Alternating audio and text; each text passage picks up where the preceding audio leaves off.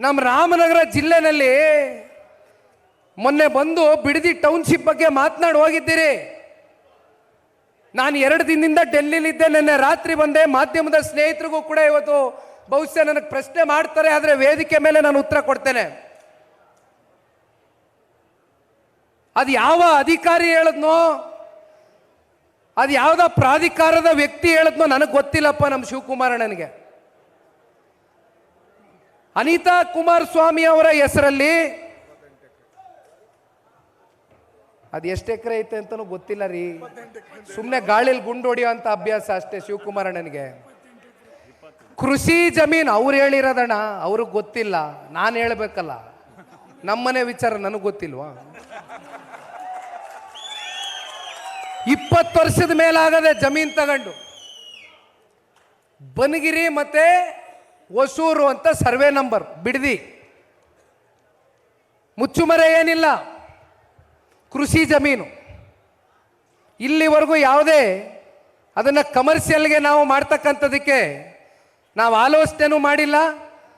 ಮಾನ್ಯ ದೇವೇಗೌಡರು ಸಾಹೇಬರು, ಮಾನ್ಯ ಕುಮಾರಣ್ಣ ಅವರು ಮೂಲತಃ ಕೃಷಿಕರು, ರೈತರು. ಕೇತ್ಗನಹಳ್ಳಿಗೆ ಬಂದ್ರಿ, ಅಲ್ಲೆಲ್ಲೋ ಕೈ ಹಾಕಿದ್ರಿ, ಪಾಪ SIT ರಚನೆ ಮಾಡಿದ್ರಿ. ಕೊನೆಗೇನಾಯಿತು? ಸುಪ್ರೀಂ ಕೋರ್ಟ್ಗೆ ಹೋಯ್ತು, ನ್ಯಾಯಾಲಯದಲ್ಲಿ ಬಂದಿದೆ. ಈಗ ಅದೆಲ್ಲ ಚರ್ಚೆ ಮಾಡಲ್ಲ, ಅಲ್ಲಿಗೆ ಹೋಗೋದು ಬೇಡ, ಕಾನೂನು ವಿಚಾರ ಇಲ್ಲಿ ಬೇಡ. ಆದರೆ ನೀವು ವಿಷಯವನ್ನು ತಿಳ್ಕೊಳ್ದಿರಾ. ಅಲ್ಲಿ ರೈತರ ಮುಂದೆ ಮಾತಾಡಬೇಕಾದ್ರೆ ಹೇಳ್ತೀರಿ, ಅನಿತಾ ಕುಮಾರಸ್ವಾಮಿ ಅವರ ಹೆಸರಲ್ಲಿ ಇರ್ತಕ್ಕಂಥ ಜಮೀನು ನನಗೆ ಒಳ್ಳೆ ಪರಿಹಾರ ಕೊಡಿಸಿ ಅಂತ ಅರ್ಜಿ ಹಾಕ್ಬಿಟ್ಟವ್ರೆ. ಅನಿತಾ ಕುಮಾರಸ್ವಾಮಿ ಅವರು ಸ್ವಾಧೀನಪಡಿಸ್ಕೊಂಡು ನನಗೆ ಒಳ್ಳೆ ಪರಿಹಾರ ಕೊಡಿಸ್ಬಿಡಿ ಅಂತ ಅರ್ಜಿ ಹಾಕವ್ರೆ ಅಂತ ನಿಮ್ಮ ಮನೆ ದೇವರು, ಸುಳ್ಳೆ ನಿಮ್ಮ ಮನೆ ದೇವರು ಮಿಸ್ಟರ್ ಶಿವಕುಮಾರ್ ಅವರೇ. ವಿಷಯ ತಿಳ್ಕೊಂಡು ಮಾತಾಡಿ. ಹೋಗ್ಬಿಟ್ಟು ನಮ್ಮ ಜಿಲ್ಲೆ ರೈತರ ಮುಂದೆ, ತಾಲೂಕಿನ ರೈತರ ಮುಂದೆ ಈ ರೀತಿ ಅಪಪ್ರಚಾರ ಮಾಡಿದ್ರೆ ನಾವೆಲ್ಲ ಕೈ ಕಟ್ಟೆ ಸುಮ್ಮನೆ ಕೂತ್ಕೊಂತೀವಿ ಅನ್ಕೊಂಡಿದ್ದೀರಾ?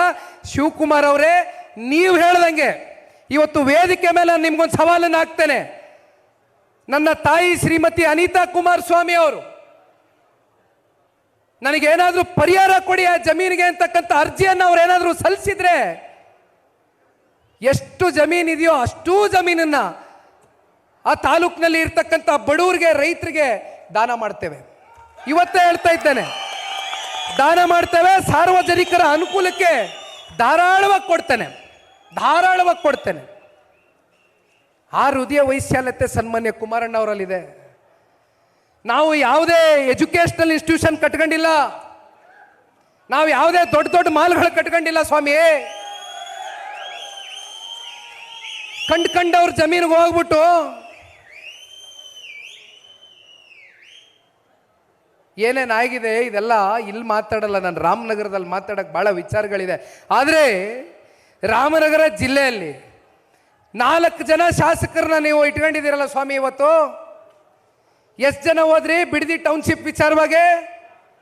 4 ಜನ ಶಾಸಕರೇ, ಕಾಂಗ್ರೆಸ್ನ ಶಿವಕುಮಾರ್ ಅವರ ಆಪ್ತ ಬಳಗದ ಶಾಸಕರೇ. ಎಷ್ಟು ಜನ ಹೋಗಿ ಇವತ್ತು ರೈತರ ಜೊತೆ ನಿಂತ್ಕೊಂಡು ಏನು ನಿಮ್ಮ ಕಷ್ಟ, ಬಿಡದಿ ಟೌನ್ಶಿಪ್ಗೆ ನಿಮ್ಮೆಲ್ಲರ ಸಹಮತ ಇದೆಯಾ, ಒಪ್ಪಿಗೆ ಇದೆಯಾ ಕೇಳಿದ್ರ ಸ್ವಾಮಿ? ಯಾರಾದರೂ ರೈತರ ಮನೆಗೆ ಯಾರಾದರೂ ಹೋಗಿದ್ರೇನ್ರಿ? ಹೋಗಿ ಏನಾದರೂ ನಿಮ್ಮ ಸೌಜನ್ಯತೆಯಿಂದ ಸೌಹಾರ್ದಿತ್ವಾಗಿ ಅವ್ರ ಜೊತೆ ಕೂತು ಚರ್ಚೆ ಮಾಡಿದ್ದೀರಪ್ಪ ರೈತರ ಹತ್ರ? ಪಾಪ ಮಾತೆತ್ತಿದ್ರೆ ಹೇಳ್ತೀರಿ ಬಿಡದಿ ಟೌನ್ಶಿಪ್ ಮಾಡೋದಕ್ಕೆ ಮೂಲ ಪುರುಷರು ಸನ್ಮಾನ್ಯ ಕುಮಾರಣ್ಣ ಅವರು ಅಂತೀರಿ. ಹೌದಪ್ಪ, ಕುಮಾರಣ್ಣ ಅವರು ಮೊದಲನೇ ಬಾರಿ ಮುಖ್ಯಮಂತ್ರಿ ಆದಾಗ ಬಿಡದಿಯಲ್ಲಿ ಟೌನ್ಶಿಪ್ ಮಾಡ್ತಕ್ಕಂಥದ್ದು ಅಷ್ಟೇ ಅಲ್ಲ, ಬೆಂಗಳೂರು ನಗರ ಬಹಳ ದೊಡ್ಡದಾಗೆ ಬೆಳೀತಾ ಇದೆ. 4 ಭಾಗದಲ್ಲೂ ಕೂಡ ಬೆಂಗಳೂರು ನಗರಕ್ಕೆ ಅವತ್ತೇ BBMP ರಚನೆ ಆಗಿದ್ದು, ಅವತ್ತೇ 110 ಹಳ್ಳಿನ ಜೋಡಣೆ ಮಾಡಿದ್ದು, BBMPಗೆ ಸೇರಿಸಿದ್ದು ಕುಮಾರಣ್ಣ ಅವರು. ಅಲ್ಲೆಲ್ಲ ರಾಮನಗರಕ್ಕೆ ಬರ್ತೀರಿ, ರಾಮನಗರ ಜಿಲ್ಲೆ ಬದಲಾವಣೆ ಮಾಡ್ಬಿಡೋದು. ಯಾಕೆ? ಓಹ್, ಕುಮಾರಣ್ಣ ಘೋಷಣೆ ಮಾಡಿಬಿಟ್ಟವ್ರೆ, ನಾನು ಮತ್ತೆ ಹೆಂಗೆ ಅಧಿಕಾರದಲ್ಲಿದ್ದಾಗ ಮೀಸೆತ್ತಿರ್ಬೋದು, ನಾನು ಅದಕ್ಕೆ ಇನ್ನೊಂದು ನಾಮಕರಣ ಮಾಡಿಬಿಟ್ರೆ ನಾನು ಗೆದ್ದೆ ಅಂತ. ಲೇಟೆಸ್ಟ್ ಹಾಗೂ ಇಂಟ್ರೆಸ್ಟಿಂಗ್ ಸುದ್ದಿಗಳಿಗಾಗಿ ಬಾಸ್ ಟಿವಿ ಕನ್ನಡ ಚಾನೆಲ್ನ ಸಬ್ಸ್ಕ್ರೈಬ್ ಮಾಡಿ, ಹಾಗೆಯೇ ಬೆಲ್ ಐಕಾನ್ ಪ್ರೆಸ್ ಮಾಡಿ. ಇದರ ಜೊತೆಗೆ ಫೇಸ್ಬುಕ್, ಇನ್ಸ್ಟಾಗ್ರಾಮ್, ಎಕ್ಸ್ನಲ್ಲೂ ಮಿಸ್ ಮಾಡದೆ ಫಾಲೋ ಮಾಡಿ.